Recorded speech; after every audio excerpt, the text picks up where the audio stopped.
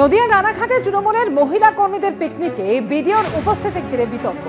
উত্তরীয় পরে সংবর্ধনা নিতেও দেখা যায় বিডিওকে। ভাইরাল ভিডিও ঘিরে তোলপাড় করে দিয়েছে বিজেপির কটাক্ষ। শাসক দলের সঙ্গে প্রশাসনের যোগসাজশে অপরাধীরা পাম পেয়ে যাচ্ছে। গুরুত্বে নারাজ তৃণমূল।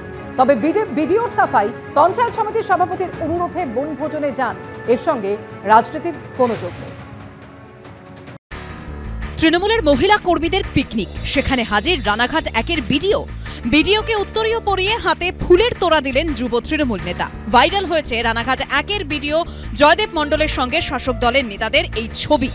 বুধবার রানাঘাটের আনুলিয়া অঞ্চল মহিলা তৃণমূল কংগ্রেসের পিকনিক ছিল।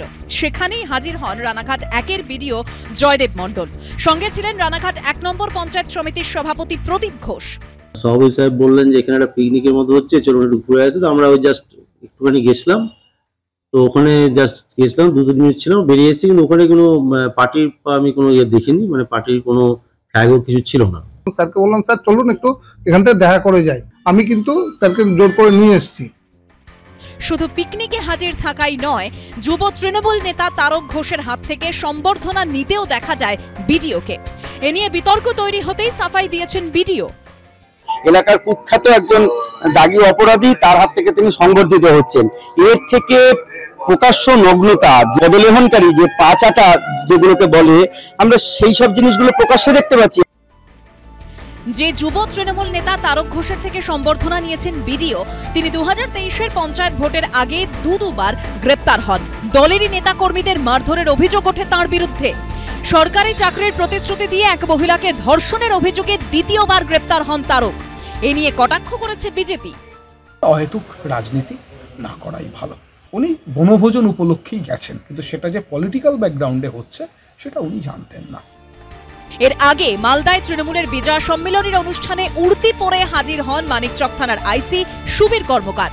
থানার মধ্যে কেক কেটে তৃণমূলের ব্লক সভাপতির জন্মদিন পালন করতে দেখা যায় বারাবরী থানার প্রাক্তন ওসি মনোরঞ্জন মণ্ডলকে। এবার মহিলা তৃণমূল কর্মীদের পিকনিকে রানাঘাট 1 নম্বর ব্লকের বিডিওর যাওয়া নিয়ে তৈরি হল বিতর্ক। সুজিত মণ্ডলের রিপোর্ট, এবিপি আনন্দ, নদিয়া।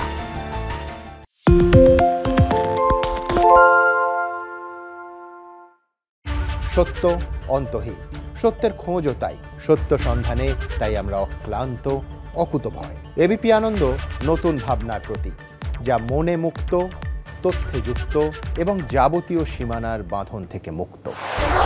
সীমা না শব্দটির মধ্যে লুকিয়ে আছে মানা শব্দটি, যেন চোখ রাঙানি এক অদৃশ্য বেড়াজাল, যা আটকে রাখে আমাদের এক ছোট্ট গণ্ডির মধ্যে। একমাত্র সঠিক খবরই গড়ে তুলবে এক মুক্ত সমাজ। সেই জগৎ গড়ার লক্ষ্যে কোনো সীমানার ঠুকুটি আমরা মানব না। এবিপি আনন্দ এগিয়ে থাকে, এগিয়ে রাখে।